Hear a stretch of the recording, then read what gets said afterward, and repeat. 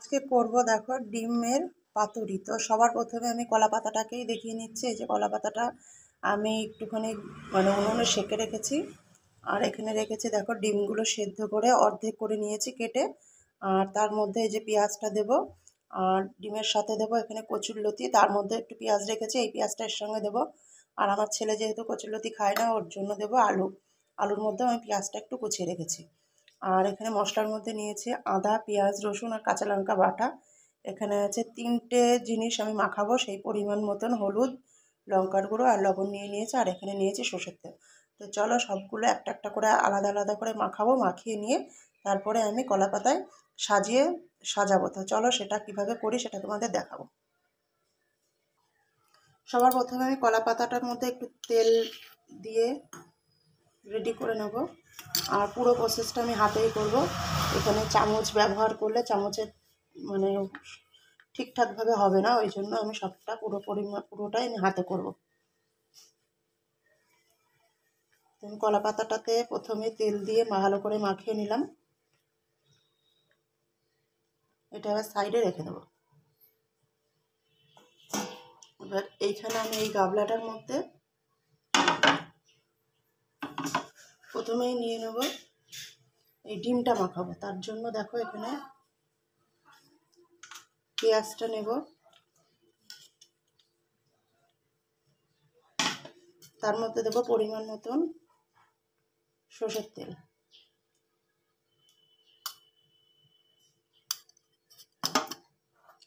এবার দেব আদা রসুন বাটা।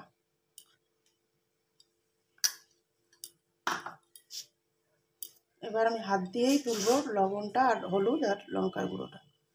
আমি অল্প অল্প করেই দেবো, কারণ 3টে জিনিসেই যাবে। বেশি হয়ে গেলে আবার ভালো লাগবে না। ঝালটা তোমাদের ইচ্ছে মতন যতই যে যেমন খাবে ওরকমভাবেই দেবে। ঝালের কোনো পরিমাণ নেই, লবণের কোনো টেস্ট অনুযায়ী দেবে।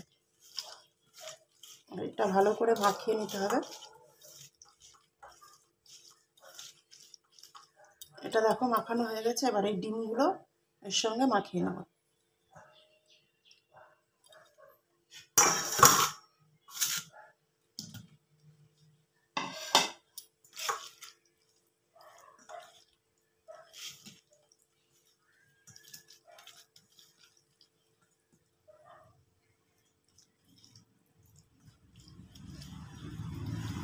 এটা মোটামুটি মাখানো হয়ে গেছে। এবার আমি এটা এই পাতাতে সাজিয়ে নেব এইভাবেই।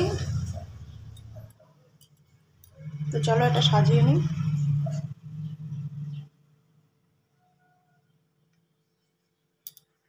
এইভাবেই সাজাবো। ডিমটা সাজিয়ে নিয়েছে, এবার আমি কচুরলতিটা মাখিয়ে নিয়ে তারপরে ওটাকেও সাজাবো। ওই একই প্রসেসে আমি সব কিছু দিয়ে দিয়েছি। এবার এটাকে ভালো করে একটু চটকে চটকে মেখে নেব।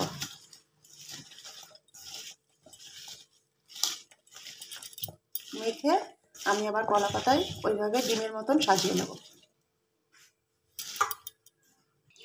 দেখো এইভাবে আমি আলাদা আলাদা করে সবটা সাজিয়েছি। তোমরা যদি চাও লতির সঙ্গে আর ওই আলুর সঙ্গে একসঙ্গে মাখিয়ে সাজাতে পারো। তা আমার ছেলে মেন লতিটা খায় না বলে ওর জন্য আমি আলাদা আলাদা করে সাজিয়েছি। তো এইভাবে আমি এবার গ্যাসের চুলার উপরে একটা প্যান দিয়ে দেবো, তাওয়ার উপরে আমি এই মশলা মাখানো ডিমটা আমি ওর উপরে সেঁকতে দেবো। তো চলো এইভাবেই করব, দেখাই তোমাদের। এই যে তাওয়াটা বসিয়ে দিয়েছি, এই দেখো গ্যাসটা ধরিয়ে, আর এর উপরে এই যে এবার এটা হালকা হালকা আজে এক পিঠ হয়ে যাবে, তারপর আবার আর এক পিঠ উল্টাবো যখন, তখন আবার তোমাদেরকে দেখাবো। এই দেখো মাছটা কি সুন্দর ডিমটা কি সুন্দর পাতায় দিয়েছি। তো লতিটাও একটু কমে গেছে, আলুটাও একটু পরিমাণে কমে গেছে। আর এই দেখো ফুটে উঠেছে ভালো করে। এটা আমি একটু ঢেকে ঢেকেই করব। একবার ঢাকা দিয়েছিলাম, তারপরে আবার এই যে তুলে এই দেখো আবার ঢাকা দিয়ে দিচ্ছি। এটা যতক্ষণ ঝোলটা না শুকাবে ততক্ষণ অবধি উল্টানো যাবে না। আলু আর গিয়ে দেখো কচুরলতিটা যে দিয়েছিলাম তার থেকে যে জলটা উঠেছিল সেটা পুরোটা শুকিয়ে গেছে। এইবার আমি ডিমটাকে আর একটা পাতা নেবো, পাতার মধ্যে উল্টে দেবো। তো চলো সেই প্রসেসটাই দেখাই কীভাবে উল্টাতে হবে। এই পাতাটার মধ্যে উল্টাবো, ওই জন্য এই পাতাটাকেও দেখো তেল দিয়ে মাখিয়ে নিয়েছে। এবার চলো উল্টে দেখিয়ে দিই। এই যে এইভাবে পাতাটা ধরে আস্তে করে আর একটা থালার উপরে লাগিয়ে নেব।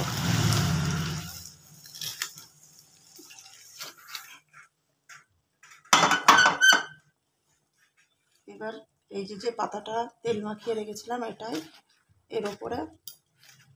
এই প্রসেসটা কিন্তু সবাই ভালো করে করবে, সাবধানে করবে, গরম গায়ে ঠায়ে পড়ে যাওয়ার ভয় ওই জন্য। এবার দেখো নিচের যে থালাটা আছে ওটা গরম, তো ওটা একটা কিছু দিয়ে ধরে নেবো আমি। এই যে নিচের যে থালাটা আছে ওটা আমি নিয়ে এবার এইভাবে উপরে একটা হাত দিয়ে এইভাবে সাবধানে সবাই উল্টে দেবো।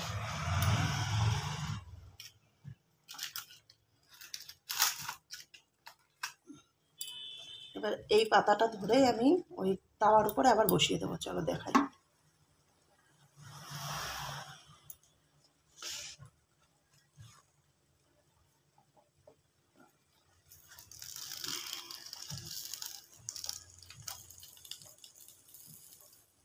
এই দেখো পাতাটা আমি তুলে নিচ্ছি। এই যে ডিমের কালারটা দেখো কত সুন্দর এসছে। এইভাবে ওই পাশটাতেও একইভাবে হবে। তো পুরোটা কমপ্লিট হয়ে যাক, তারপরে তোমাদেরকে আবার দেখাবো। তো ডিম পাতুরি রেডি দেখো। এবার কেমন টেস্ট হয়েছে যখন খাবো তখন অবশ্যই তোমাদেরকে রিভিউ দেবো। তো আজকের রেসিপিটা এই পর্যন্ত। সবাই বাড়িতে অবশ্যই ট্রাই করো একবার।